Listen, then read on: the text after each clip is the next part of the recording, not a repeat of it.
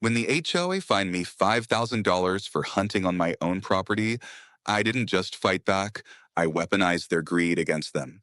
What they didn't know, those pristine community trails they loved weren't theirs. I bought the land, locked the gates, and exposed a secret that shattered their power. This is how one piece of paper and a loophole buried in property law turned a petty HOA tyrant's empire to dust. Want to know exactly how I did it? Let's begin.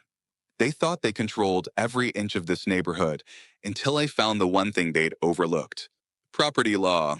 And once I started digging into those so called community trails they hike every morning, I uncovered a secret that could flip the whole game. If you've ever dreamed of teaching an HOA a lesson about private property rights, this story is for you. By the way, where are you watching from? Drop a comment. I'd love to see how strong our community really is.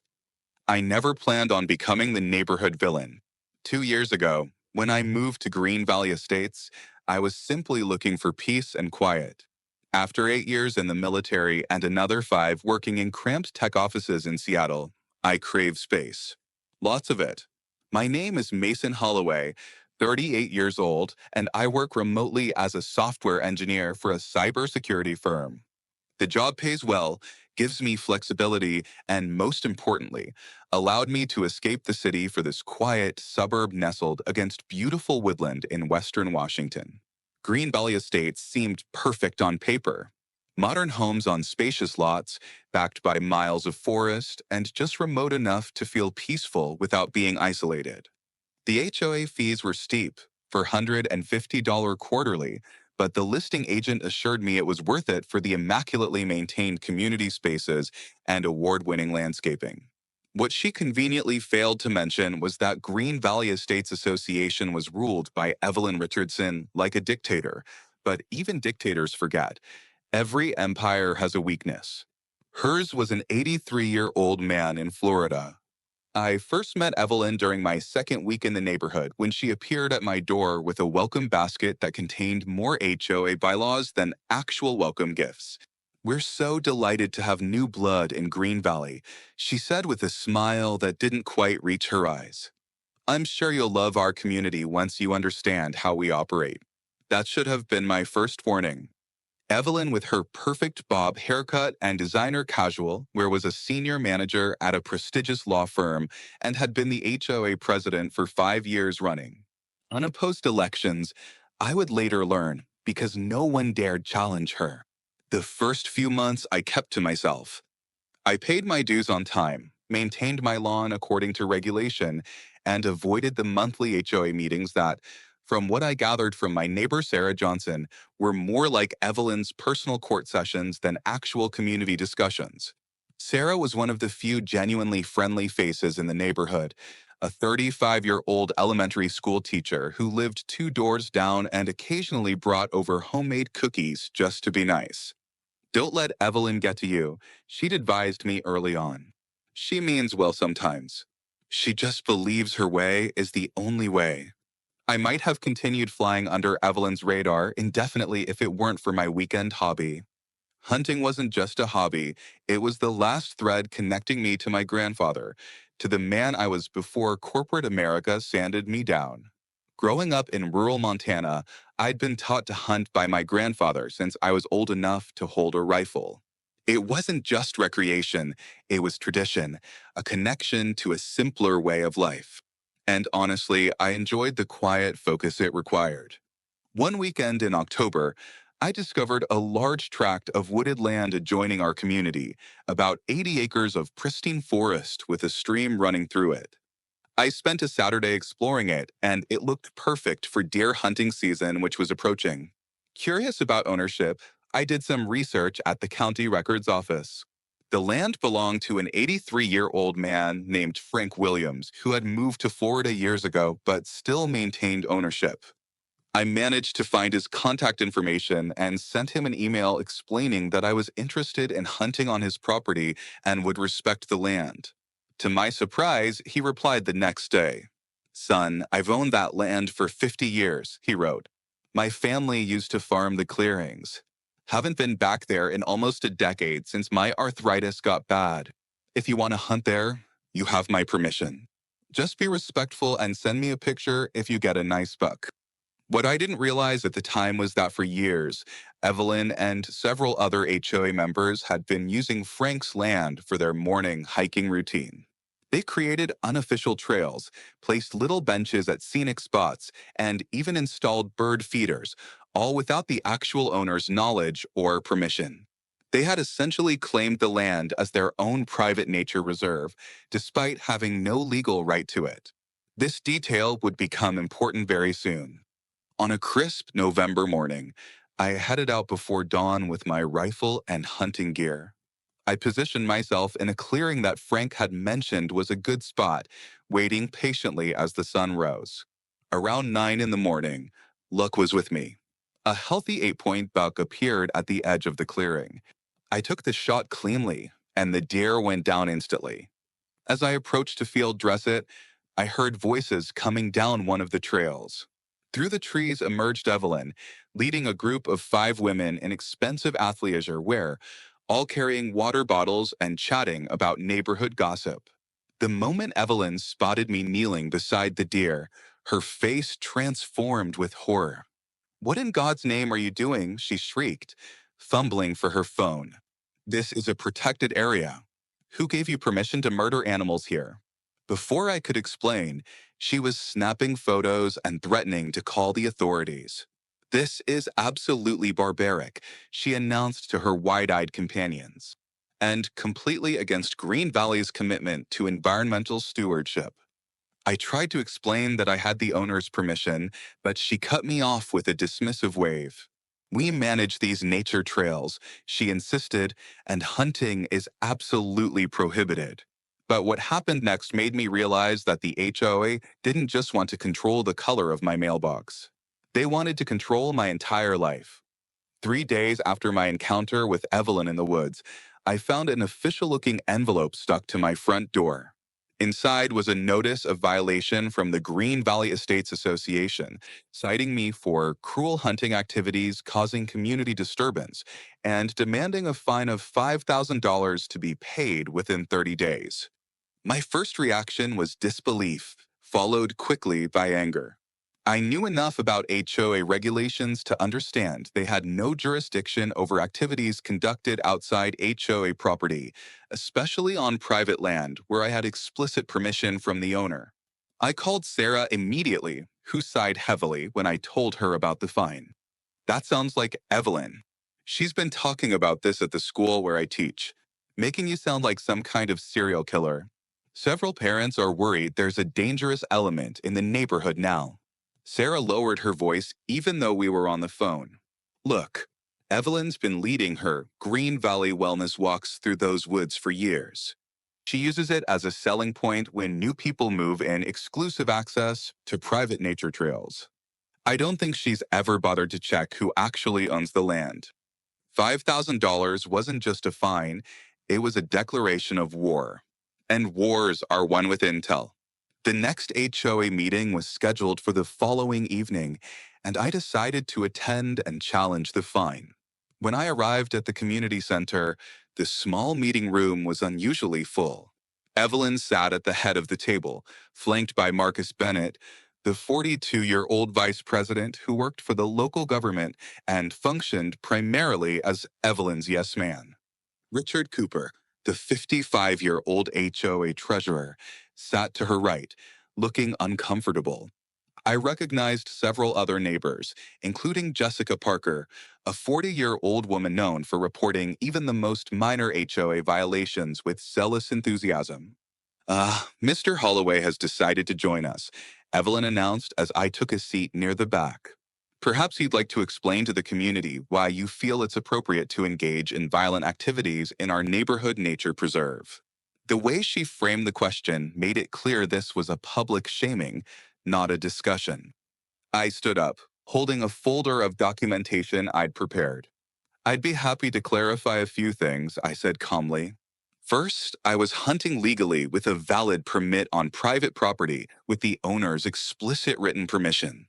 Second, the land in question is not HOA property, nor is it a neighborhood nature preserve. It's privately owned by a man named Frank Williams who lives in Florida. I placed copies of my hunting license and Frank's email on the table. Furthermore, the HOA has no jurisdiction to issue fines for activities conducted outside HOA boundaries. I have reviewed our bylaws thoroughly, and there's nothing that gives the association this authority. The room grew uncomfortably quiet. Richard Cooper picked up the documents, studying them with a frown. He seems to have a point about jurisdiction. Evelyn, he said cautiously. If this occurred outside our property lines. Evelyn cut him off sharply. That's where you're mistaken, Mason. Those trails have been part of our community resources for over a decade. We've maintained them, improved them, and our residents have enjoyed them as part of their Green Valley experience. Whether some absentee owner is technically on a deed is irrelevant after so many years of established use. Marcus nodded vigorously in agreement, adding, plus, the presence of firearms so close to our homes represents a serious safety concern for all residents, especially children. The debate grew heated with several residents voicing concerns about safety and property values, clearly parroting talking points they'd heard from Evelyn before the meeting. Jessica Parker stood up and dramatically declared, I moved here because it was peaceful and safe. Now I'm afraid to let my children play in our yard, knowing there are armed men prowling the woods. I tried to interject that hunting season was limited and that I always followed strict safety protocols, but the narrative had already been established. Eventually, Evelyn called Officer Mike Davis, a 45-year-old local police officer who happened to live in the community. When he arrived, he reviewed my hunting license and confirmed that I had been acting within the law. As far as hunting regulations go, he's in compliance, Officer Davis explained. And if he has permission from the landowner, there's no trespassing issue. This would be a civil matter between the HOA and the property owner. This should have ended the discussion, but Evelyn was undeterred. This isn't about legality, Mike. It's about community standards and the safety of our residents, she insisted. The HOA board has the authority to enforce those standards, and the fine stands. As the meeting concluded, Evelyn fixed me with a steely gaze. You have 30 days to pay the fine, Mr. Holloway. If you refuse, we'll be forced to place a lien on your property and pursue legal action. I stood my ground. I won't be paying a fine that has no legal basis, I replied. And I suggest the board consult with an actual real estate attorney before making threats. On my way out, I noticed a brochure on the information table titled Green Valley Trails Map.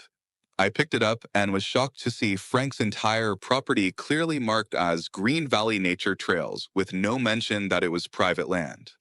That night, I called Frank Williams again to update him on the situation. He sounded tired and frustrated. I had no idea they were using my land like that, he said.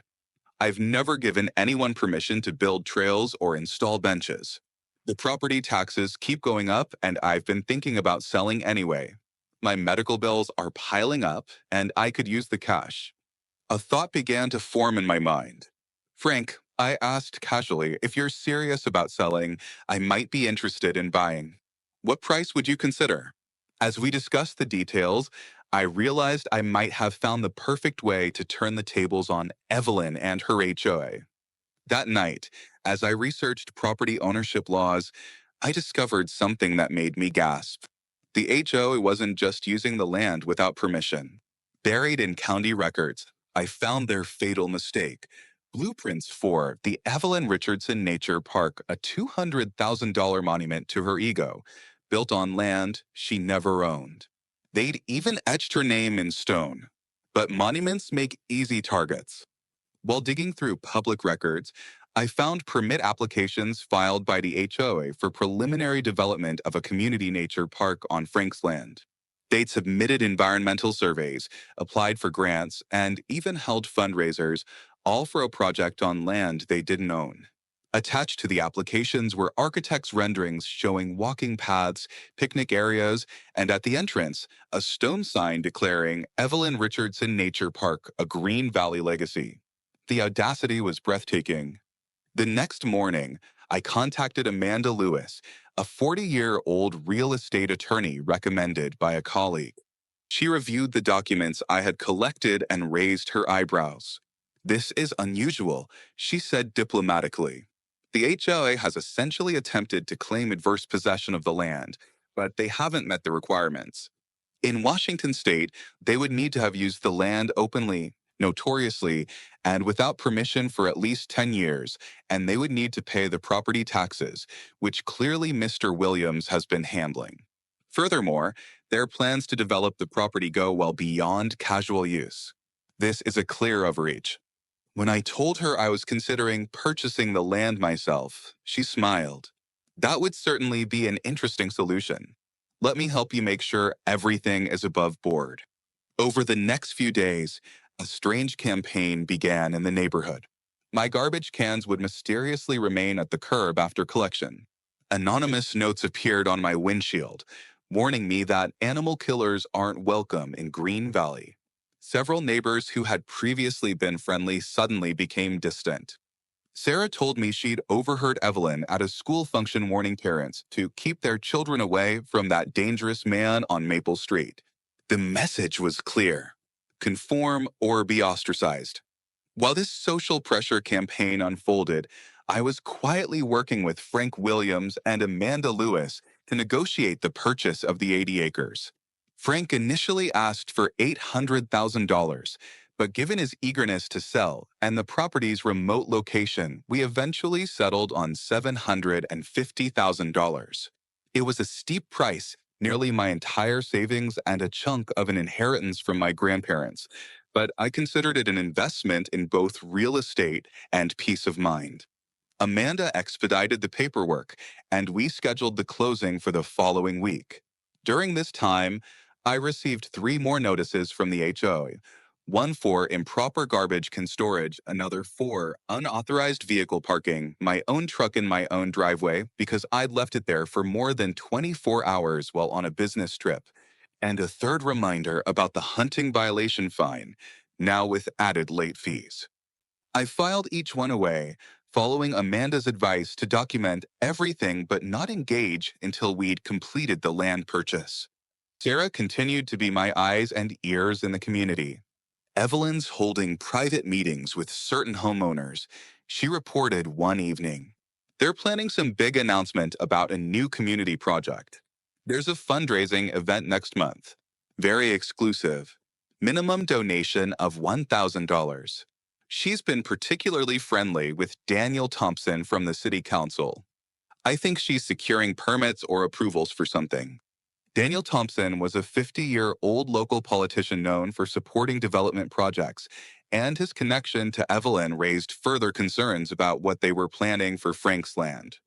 I also noticed Trevor Adams, Evelyn's 39-year-old husband and an architectural consultant, surveying the property with measuring equipment. One afternoon, when he spotted me watching from the edge of the woods, he quickly packed up and left without acknowledging me. His company, Green Vision Consulting, was listed on the park development applications as the primary design firm for the project. Everything pointed to a well-orchestrated plan to essentially appropriate Frank's land for the HO's purposes and specifically for Evelyn's ego-driven vanity project. By the end of the week, I received another visit from Evelyn and Marcus. This time, they brought a formal notice of intent to sue if I didn't pay the accumulated fines, now totaling $5,700 with late fees. "This is your final warning, Mason," Evelyn said, her voice dripping with artificial concern. "We don't want to take legal action, but the community's standards must be upheld." Marcus stood behind her, arms crossed, trying to look intimidating, but mainly succeeding at looking uncomfortable. "The board has unanimously approved pursuing legal remedies if you continue to refuse cooperation," he added. I nodded politely. "I understand. You'll have my response within 48 hours. Evelyn seemed surprised by my sudden agreeableness, but recovered quickly. "I'm glad you're finally seeing reason," she said with a satisfied smile. "Perhaps you're beginning to understand how we do things in Green Valley." In 48 hours, Evelyn would knock on my door with a lawsuit. In 24, I'd own the land beneath her feet. The very next day, I completed the purchase of Frank's 80 acres. Amanda expedited the final paperwork, and by that afternoon, I held in my hands the deed to property that Evelyn had been treating as her personal domain for years. That night, I could hardly sleep knowing that when Evelyn knocked on my door the next morning with her lawsuit in hand, I had in my pocket something that would leave the entire HOA stunned in disbelief. At precisely 9 o'clock the next morning, right on schedule, my doorbell rang. Evelyn stood on my porch, immaculately dressed in a blue blazer and white pants, her hair perfectly styled despite the light drizzle. Marcus Bennett hovered behind her, clutching a leather portfolio that presumably contained their legal threats. "Good morning, Mason," Evelyn said crisply. "I assume you've had time to reconsider your position on the HOA violation." Her tone suggested she expected full capitulation, her head tilted slightly in that condescending way that had become her trademark. I smiled broadly, stepping aside to invite them in. "Actually, I have something important to discuss with both of you. Please come into the living room." Confused by my friendly demeanor, but unwilling to show it, Evelyn strode in with Marcus trailing behind. Once seated, she immediately took control. "Before you begin whatever explanation you've prepared, I should inform you that we've filed paperwork with the county court regarding your violation," she added with practiced magnanimity. "If you're prepared to pay the full amount today, we can still withdraw the filing before it progresses further." "That's very interesting," I replied, maintaining my calm. "But I think you'll want to see this first." I slid a folder across the coffee table. Inside was a copy of the deed to Frank Williams' 80 acres, now bearing my name as the legal owner, along with a survey map clearly showing the boundaries. As of yesterday afternoon, I am the sole owner of the property where the alleged hunting violation occurred. Furthermore, I am also now the owner of all land where the Green Valley HOA has been illegally creating trails, installing benches, and planning to build a park without the previous owner's permission. The color drained from Evelyn's face. She snatched up the documents, flipping through them frantically while Marcus peered over her shoulder, his expression shifting from confusion to alarm. This, this can't be right," she stammered. "The community has been using those trails for over a decade. We have established rights." "Adverse possession," I interrupted. "My attorney assures me you don't qualify. You never paid the property taxes, had no explicit or implicit permission from the owner, and Mr. Williams was never notified of your intentions to develop his land." I leaned forward. "In fact, I have documentation showing that the HOA deliberately avoided contacting the legal owner while planning substantial development on his property. That raises serious legal questions about fraud and misrepresentation, especially considering the fundraising you've done for this project." Marcus began to look physically ill, tugging at his collar. "Evelyn, perhaps we should consult with legal counsel before." She silenced him with a glare.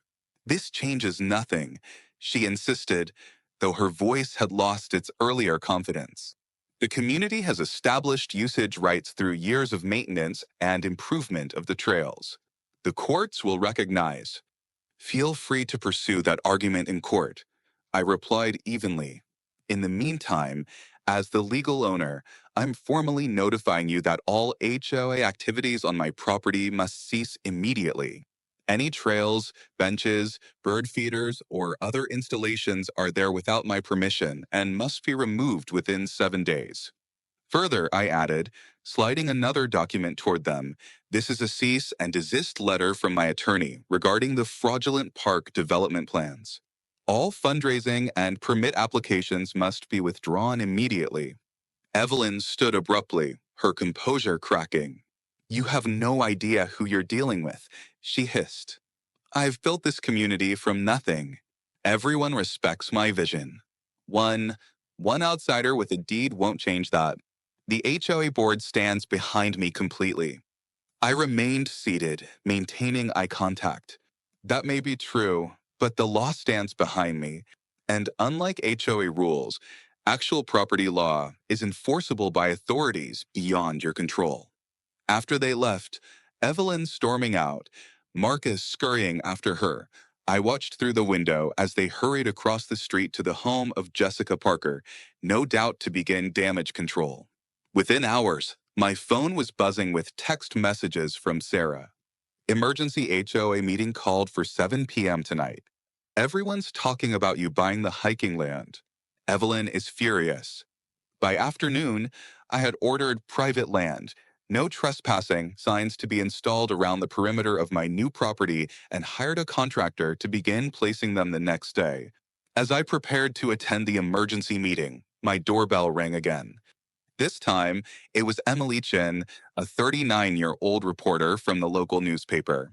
Mr. Holloway, I'm Emily Chen from the Valley Chronicle. We've received some interesting tips about a dispute between you and the Green Valley HOA. Would you care to comment? Her directness was refreshing after months of passive-aggressive neighborhood politics. I invited her in, explaining the situation while carefully avoiding any comments that could be considered defamatory. Emily took detailed notes, her eyes widening at certain revelations. So, you purchased the land legally and the HOA had been using it without permission all this time, and they were planning to build a park named after their president without consulting the owner? She shook her head in disbelief. This will make quite a story. Just before I left for the meeting, an elderly man approached my house cautiously. He introduced himself as Robert Jackson, a 65-year-old retired accountant who had lived in Green Valley for over 20 years. I need to speak with you privately, he said, glancing nervously over his shoulder about Evelyn and that land you bought. Inside, Robert revealed that he had served on the HOA board years ago when they first discovered the land was privately owned. Evelyn directed us to forget about finding the owner, he confessed. She said it would complicate things and that adverse possession would take care of it eventually. I resigned from the board over it, told her it wasn't ethical, but she's been running things her way ever since. Robert also hinted at financial irregularities in how the HOA had been handling funds for the proposed park. They've been collecting special assessments for 3 years, the Trail Improvement Fund, substantial amounts, but the financial reports don't fully account for all the money. When I asked questions at a meeting last year, I was told the detailed accounting was confidential due to ongoing negotiations. This new information was a bombshell. What Robert was describing went beyond HOA overreach. It suggested potential financial misconduct. As I thanked him for coming forward, he gripped my arm anxiously. Be careful. Evelyn doesn't lose gracefully. She and her husband have a lot of connections in this town. The revelations from Robert didn't just give me a stronger legal position. They provided me with a weapon that could potentially end Evelyn's reign over Green Valley Estates for good. The emergency HOA meeting that evening was exactly the circus I expected. The community center was packed with residents, many of whom I'd barely exchanged words within the 2 years I'd lived there. Evelyn stood at the front, her composure restored, though a tightness around her eyes betrayed her anger. We've called this special meeting to address a situation that affects our entire community, she began. Mr. Holloway has purchased the land adjacent to our neighborhood, land that has served as our nature trails for over a decade. He is now threatening to cut off access and destroy years of community improvement work. Murmurs rippled through the crowd as Evelyn continued her carefully crafted narrative, painting me as an outsider who didn't understand community values, a selfish individual putting personal interests above the collective good. Marcus stood beside her, nodding earnestly at every point. When she finished her speech, she turned the floor over to Trevor Adams, her husband, who unveiled glossy renderings of the proposed Evelyn Richardson Nature Park, complete with walking paths, a playground, and a small amphitheater for community events. All of this is now at risk, he concluded solemnly. Years of planning and fundraising potentially wasted because one person refuses to embrace our community vision. When I was finally allowed to speak, the atmosphere was decidedly hostile. I appreciate everyone's concern, I began, keeping my voice level. but there are some facts you should be aware of. First, this land has always been private property. The previous owner was never contacted by the HOA before trails were built or benches installed. Second, the park plans unveiled tonight were developed without any legal right to the property. And third, most importantly, the fundraising done for this project was conducted under false pretenses since the HOA never had any legal claim to the land. The room erupted in a mix of outrage and confusion. Some residents shouted questions about their donations, while others accused me of destroying community amenities. Through the chaos, I noticed Nancy Roberts, the 42-year-old HOA secretary, watching the proceedings with an odd expression, not anger, but something closer to fear. She avoided eye contact when I looked her way. Richard Cooper, the treasurer, also seemed uncomfortable, shuffling papers and whispering urgently to Marcus. After the meeting dissolved into arguing factions, Sarah approached me as I was leaving. "That was intense," she whispered.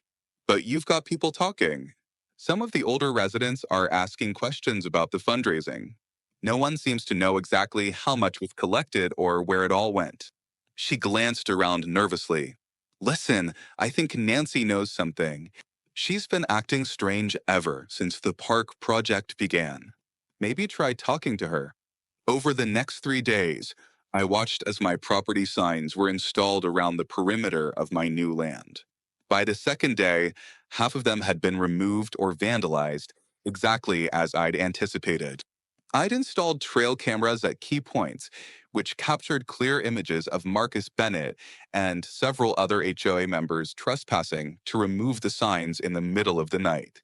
These images would prove useful later, but for now, I was more interested in the financial angle Robert had hinted at. Working with Amanda Lewis, I filed public records requests for all HOA financial documents related to the Nature Park project. While waiting for those to be processed, I reached out to Nancy Roberts under the pretext of discussing the sign vandalism.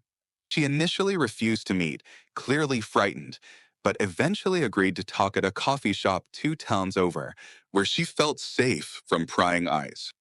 "I can't be seen with you," she whispered when we finally met. "Evelyn has eyes everywhere." Nancy's revelation was exactly what I needed. As HOA secretary, she had access to all the financial records, including the Special Nature Park Development Fund that had collected over $75,000 from residents over the past 3 years.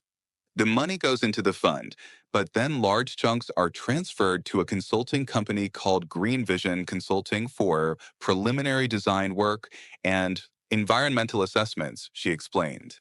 The company submits invoices with vague descriptions and receives payment immediately, approved solely by Evelyn, bypassing the normal board approval process for large expenditures. "And who owns Green Vision Consulting?" I asked, though I already suspected the answer. Nancy confirmed it. "Trevor Adams, Evelyn's husband, and there's another partner, Patricia Bennett, Marcus' sister. It's all kept very quiet. The contracts were awarded without competitive bidding, justified as specialized services exempt from the normal procurement policy." Nancy slid a flash drive across the table. "I've been making copies of everything." I wanted to speak up, but Evelyn made it clear my job at the school district could be at risk if I caused problems. Her law firm represents the district, and she's friends with the superintendent.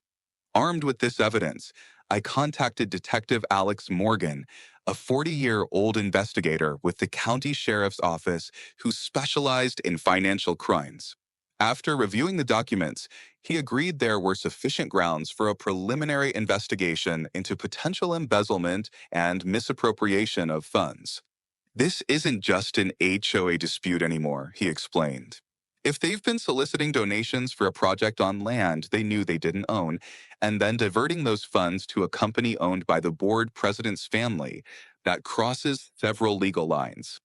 While the investigation began quietly, Evelyn escalated her campaign against me.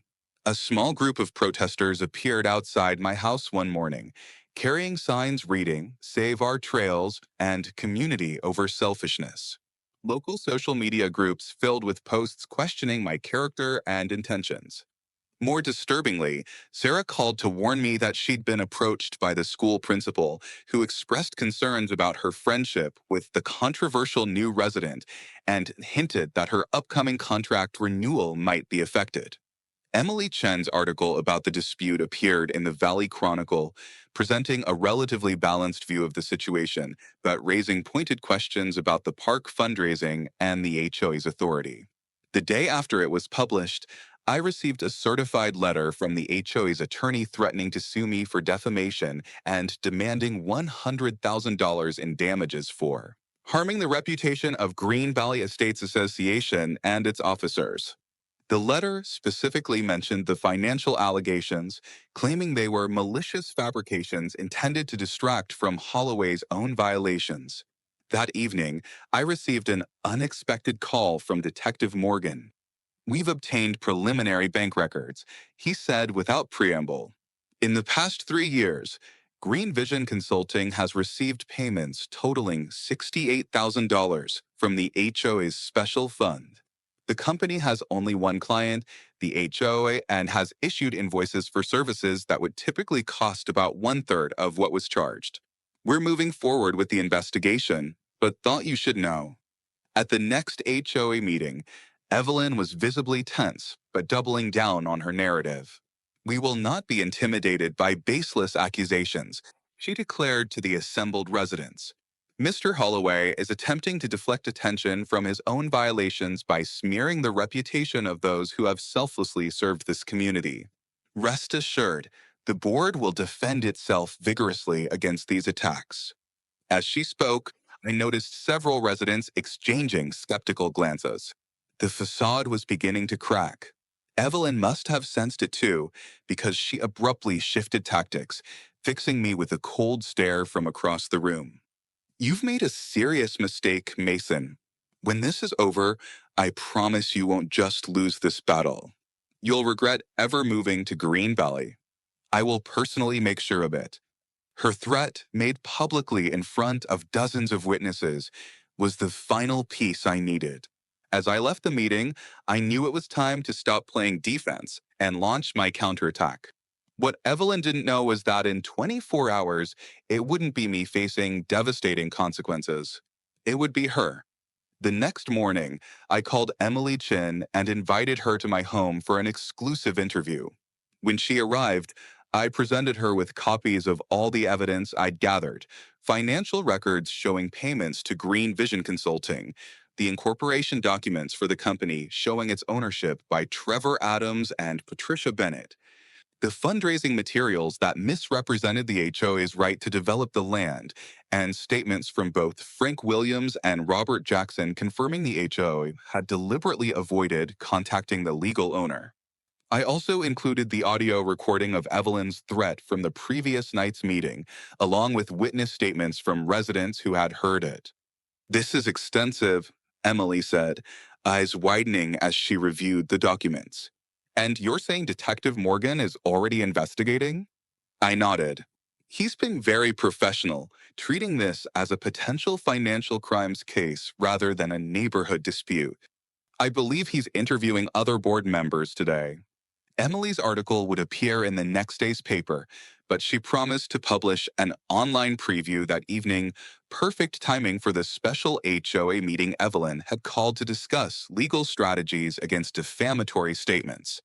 While Emily worked on her story, I implemented the next phase of my plan.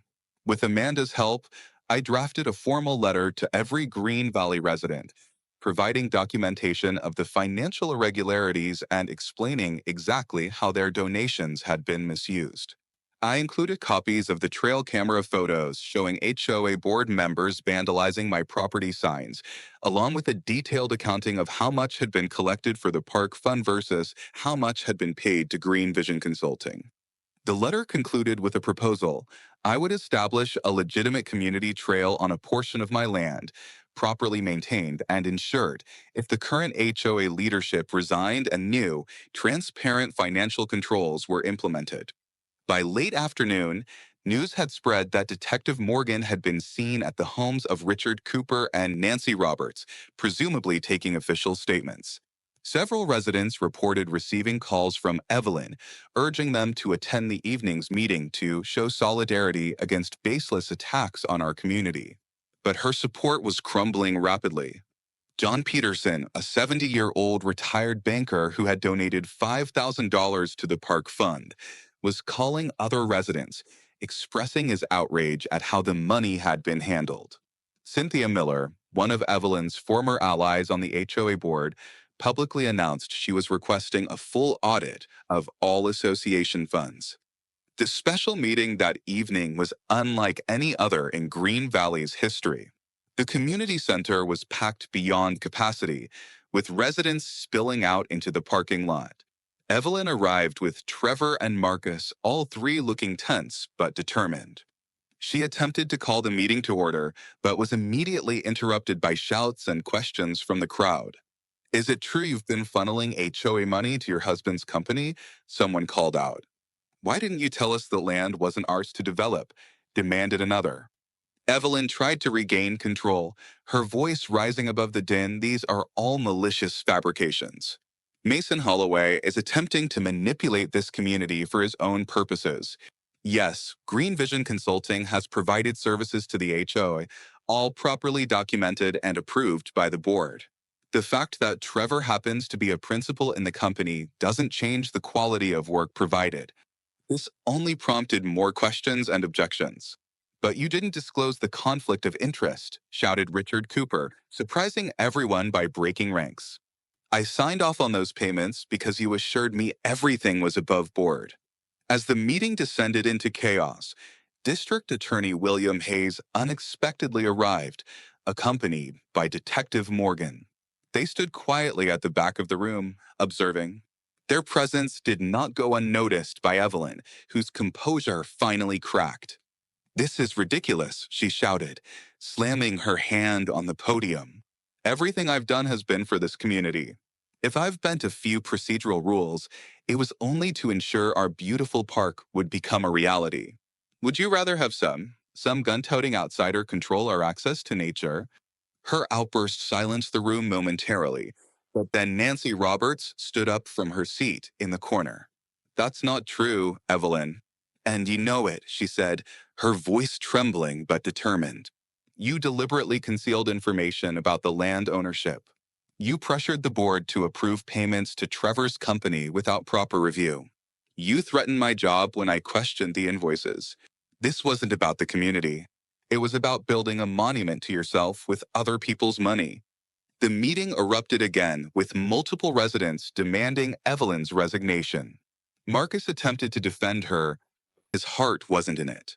Trevor remained silent, his face pale as he watched his wife's carefully constructed empire crumbling. District Attorney Hayes approached the podium and gently but firmly asked Evelyn to step aside. In light of the ongoing investigation, he announced to the room, "I would suggest the association consider temporary leadership until this matter is resolved." Evelyn refused to surrender gracefully. "I will not be stepping down," she declared, glaring defiantly at the crowd. "These accusations are defamatory, and anyone repeating them will be maimed in our lawsuit. This community needs strong leadership now more than ever, and I will not abandon my responsibilities because of one disgruntled resident's vendetta." With that, she gathered her things and strode out, Trevor and Marcus hurrying after her. As the residents dispersed, many approached me with questions, apologies, and expressions of support. Sarah, who had been documenting the meeting with her phone, gave me a thumbs up from across the room. Emily Chin, who had slipped in during the commotion, was busily interviewing residents for her follow-up story.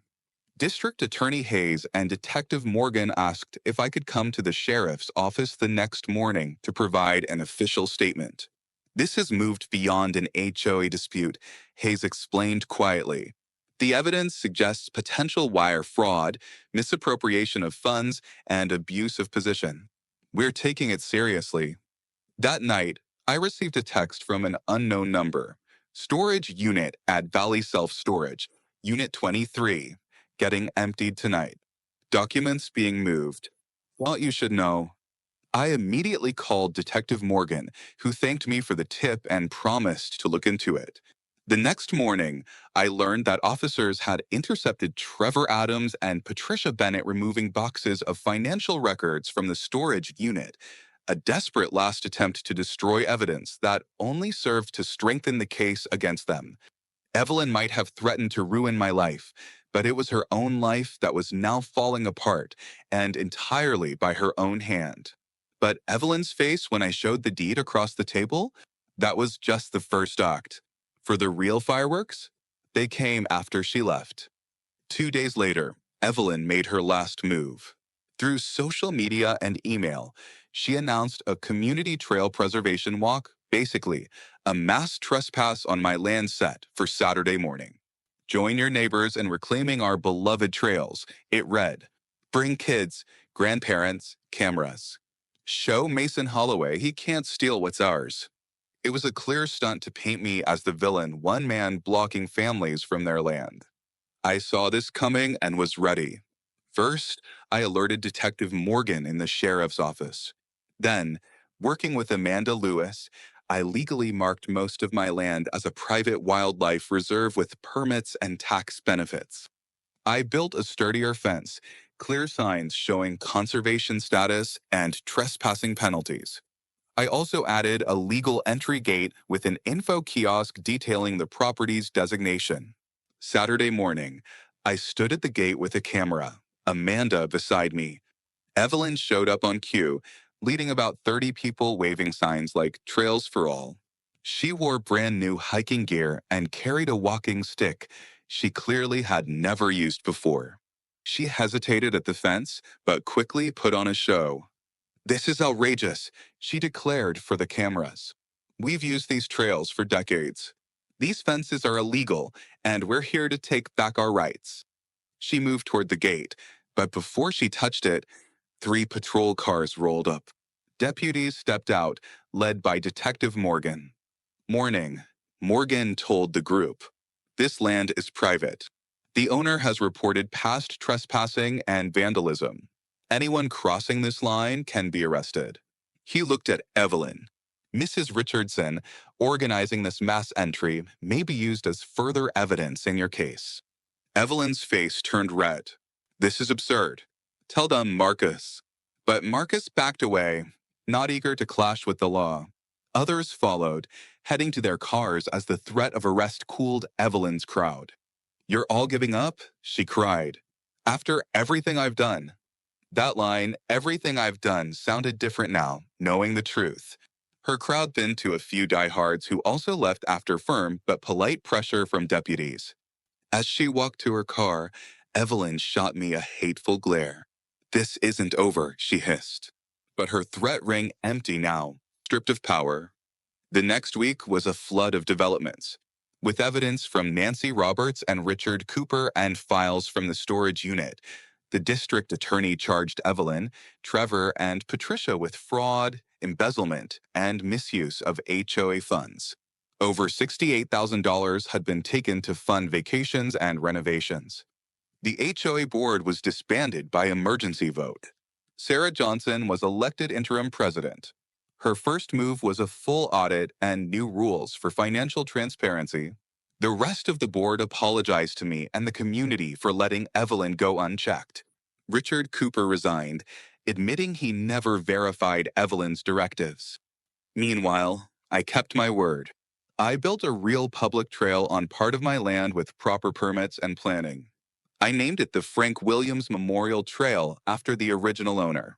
A plaque told his story and reminded visitors to respect both nature and ownership. Evelyn and her crew took plea deals to avoid trial. Each got probation, suspended sentences, and had to repay over $100,000. They were banned from managing nonprofits or HOAs for 10 years.